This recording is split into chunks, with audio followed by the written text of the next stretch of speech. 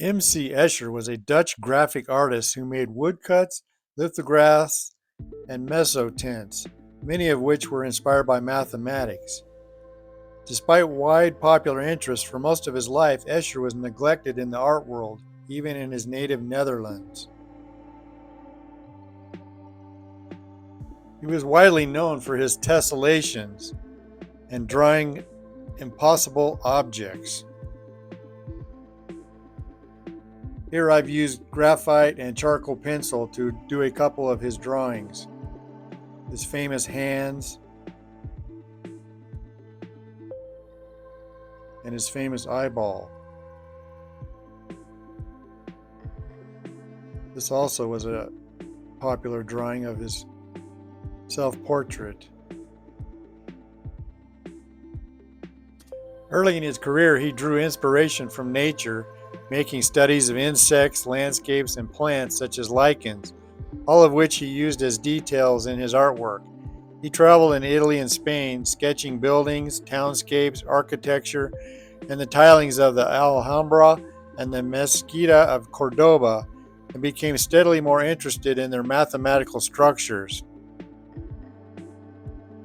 His art became well known among scientists and mathematicians, as his work featured mathematical objects, explorations of infinity, reflection, symmetry, perspective, hyperbolic geometry, and as I said, his tessellations. Although Escher believed he had no mathematical ability. As a kid, known to his friends and family as Mock, he was a sickly child and was placed in a special school at the age of 7. He failed the second grade. Although he excelled at drawing, his grades were generally poor. He took carpentry and piano lessons until he was 13 years old. In 1918, he went to the Technical College of Delft. From 1919 to 1922, Escher attended the Haarlem School of Architecture and Decorative Arts, learning drawing and the art of making woodcuts. He briefly studied architecture, but he failed in a number of subjects, due partly to a persistent skin infection, and switched to decorative arts. In the early 1920s, he traveled throughout Italy and Spain because he was impressed by the Italian countryside and the intricate decorative designs of the Alhambra, based on geometrical symmetries featuring interlocking, repetitive patterns in the colored tiles or sculpted into the walls and ceilings. These triggered his interest in the mathematics of tessellation and became a powerful influence on his work.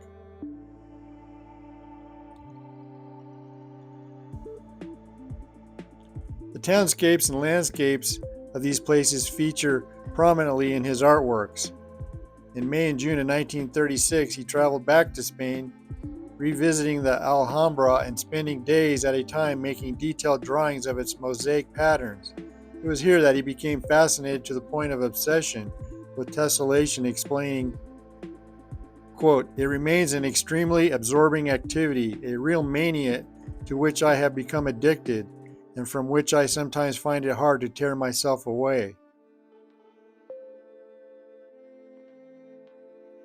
In 1935, the political climate in Italy under Mussolini became unacceptable to Escher.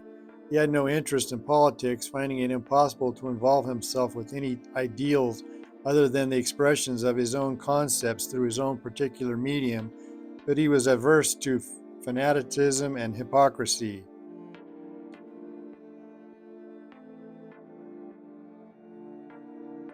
World War II forced them to move in January 1941 to the Netherlands, where Escher lived until 1970. Most of Escher's best-known works date from this period. The sometimes cloudy, cold, and wet weather of the Netherlands allowed him to focus intently on his work.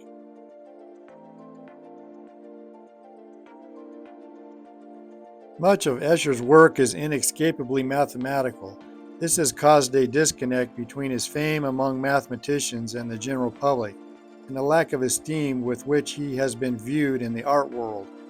His originality and mastery of graphic techniques are respected, but his works have been thought too intellectual and insufficiently lyrical.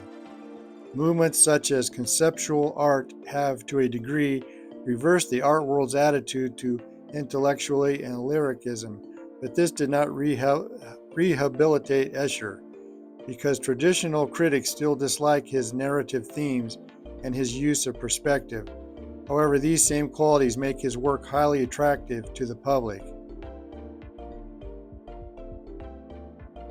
Only with the 20th century movements such as Cubism, Dadaism, and Surrealism did mainstream art start to explore Escher-like ways of looking at the world with multiple, simultaneously viewpoints.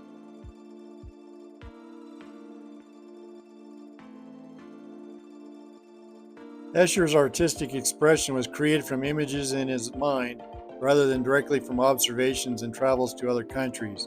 His interest in the multiple levels of reality in art is seen in the works such as his hand drawing, where two hands are shown, each drawing the other.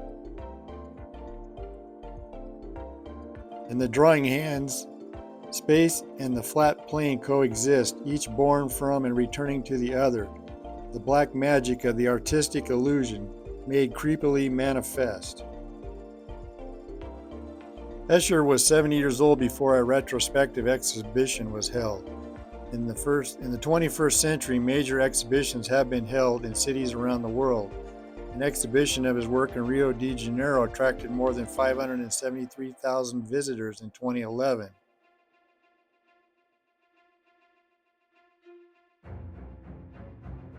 Over the years, Escher's fame has grown popular in culture, where a lot of his works have appeared on many album covers, and his works have been used on many book covers.